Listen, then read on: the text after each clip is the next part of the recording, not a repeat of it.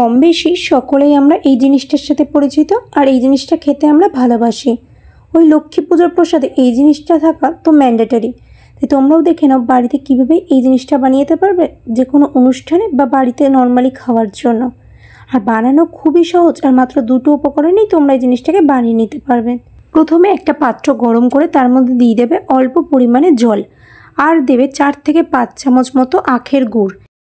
গ্যাসের জোর একদম কমিয়ে দিয়ে 4 থেকে 5 মিনিট মতো কনস্ট্যান্টলি নাড়াচাড়া করতে হবে যতক্ষণ না দেখবে আখের গুড়টা পুরো সম্পূর্ণ গলে গেছে এবং আখের গুড়টা একটু বুদবুদি বা গেজা গেজা হতে শুরু করেছে। যে পর্যায়ে দেখবে আখের গুড়টা একটু চেটচেটে আঠেলো ধরনের হয়ে গেছে এবং অল্প করে 1 ফোঁটা জলে ফেলে দেখবে যদি দেখো ভেসে উঠছে, সেই মুহূর্তে আমরা তার মধ্যে দিয়ে দেবো পরিমাণ মতো মুড়ি। তারপরে এই আখের গুড়ের সাথে মুড়িটাকে খুব ভালোভাবে মিশিয়ে নেব। মুড়ির সাথে আখের গুড় মেশানোর পর যখন দেখবে একটা আঠালো চ্যাটচ্যাটে ব্যাপার চলে এসেছে তখন গ্যাসের জোর বন্ধ করে দিতে হবে। হাতের মধ্যে অল্প পরিমাণে ঘি বা কাঁচা সর্ষের তেল মাখিয়ে নিয়ে আখের গুড়ের সাথে মেশানো মুড়িটা বেশ কিছুটা পরিমাণ নিয়ে হাতের সাহায্যে এইভাবে চেপে চেপে গোল করতে হবে। অবশ্যই খেয়াল রাখবে এটা কিন্তু গরম অবস্থাতেই গোল করে পাকাতে হবে। ঠান্ডা হয়ে গেলে তখন মুড়িগুলো ঝরে পড়ে যাবে, তখন আর কিন্তু তোমরা গোল করে পাকাতে পারবে না।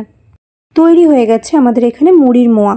এই একটা মুড়ির মোয়ার দাম বাইরে তুমি কিনতে গেলে 5 থেকে 7 টাকার নিচে পাবে না, অথচ মাত্র 2টো উপকরণ দিয়ে কত কম সময়ে ঘরোয়াভাবেই আমরা বানিয়ে নিতে পারলাম এই মুড়ির মোয়ার রেসিপিটা।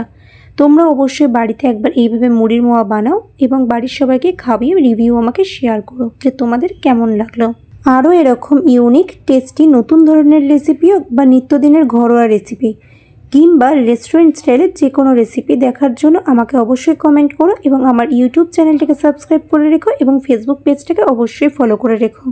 তোমাদের সঙ্গে দেখা হচ্ছে আবার আমার পরবর্তী ভিডিওতে। সেই পর্যন্ত সকলে খুব সুস্থ থেকো, ভালো থেকো।